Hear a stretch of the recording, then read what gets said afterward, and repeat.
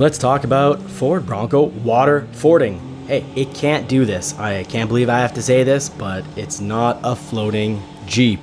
And it's not an old Jeep or old Bronco either. It's got all sorts of electronics. So even if your buddies say, come on, let's go for a little spin in the water. Let's go out cruising together and blow through this mud or water puddle.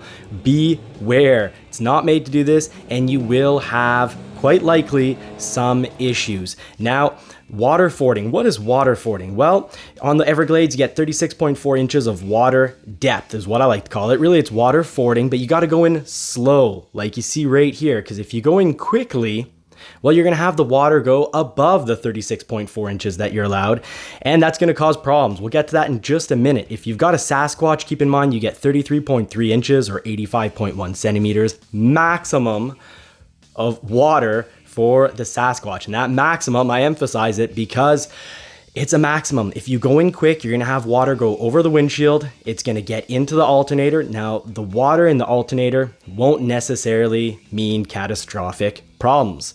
But either way, the debris from that is going to cause problems for the bearing long term. And yes, there might be problems, immediate problems. So what can you do? Well, first of all, you can avoid really deep water. You need to know what that puddle or that little lake or swamp has in store for you.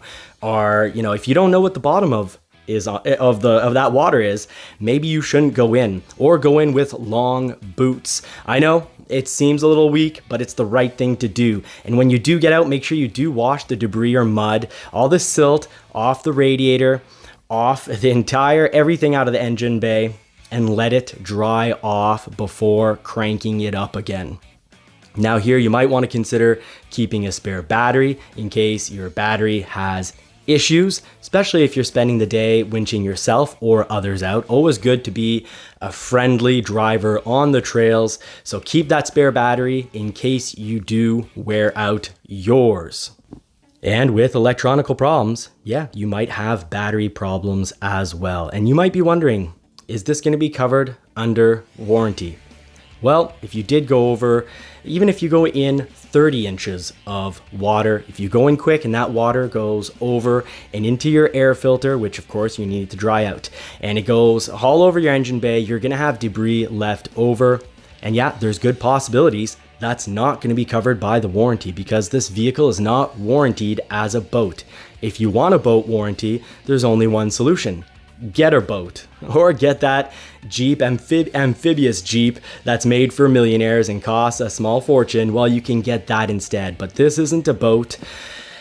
So just keep in mind the water itself doesn't necessarily kill the alternator, but the sand, the dirt, the grime that it leaves behind can affect bearings. And yes, the water can kill your electronics, especially if they get into your fuse box. If you get water into that fuse box, you're in trouble, because yes, the fuses are there to, go bad, and you could have spare fuses and say no big deal, but it could also actually cause damage to those expensive parts. And I highly doubt you're gonna be covered. If you've got a base Bronco, I do recommend staying under 30 inches of water. And do remember, even 20 inches of water, if you speed right in, and if you do get that water going over the hood, you're gonna have problems. Now, you might say that I take it really soft, and I do take it softer than some. This is an expensive machine for me, and I want to respect it because I want to keep it in top shape.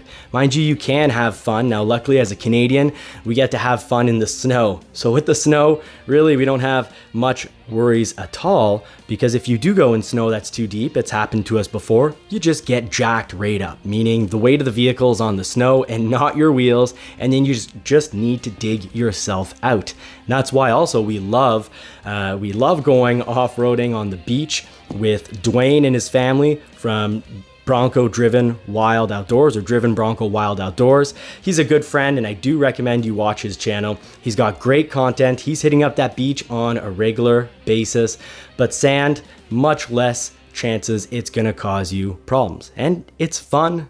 Who doesn't like a beach day? Unless you're allergic to the sun. If so, come to Canada or northern United States and enjoy spinning around in some snow. You'd be surprised once you put slick surfaces on obstacles, even pretty mundane obstacles can become challenging. Now, this obstacle looks mundane, but is actually a lot steeper than what the camera is giving away. And of course, here we dropped it. We locked that. As soon as you lock diffs, this is a go everywhere and anywhere machine, but it will take you to places that you will get really stuck. And of course, you don't want to damage your machine. So if you do want to go off-roading and you do feel that the Bronco was an expensive purchase, as we felt for us, it's a lot of our budget. Well, don't forget you have Bronco Off-Rodeo. Take advantage of that. You've got instructors there. Don't think that it's just a day of really light wheeling, at least in New Hampshire for the northern portion of Bronco Off-Rodeo. We got to go on some relatively low extreme trails. It was enough to get the heart pounding. We had a blast. At times we were, only inches away from eating trees and stumps. And we did get to do a bit of rock crawling. You don't have to worry about now, of course, if you go during the wet season, this would have been driven wild, more challenging. So keep that in mind as it's planned. Because do keep in mind, yes, some of these floors are completely washable with drain plugs, but if you get water underneath your seat or a lot of humidity, you've got things that can go wrong there. You've got microchips underneath there that can go wrong. You get water in your fuse box, you can have a whole lot of stuff go wrong with the vehicle, and you don't want to be paying a tow truck hours to bring you back home. So here on our beach day, we didn't go play in the ocean because that water could have left us with a 12-hour towing bill. So do play it safe, enjoy, and have fun.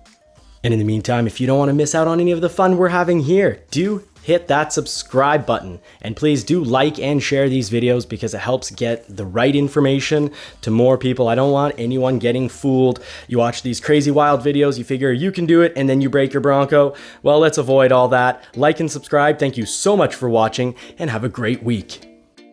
Now, if you've made it this far, do please type in finisher, and keep in mind that we do have our lives Friday nights, usually at 7:30 p.m.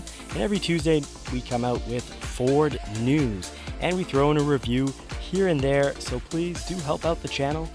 Do consider hitting that subscribe button. It is completely and totally free.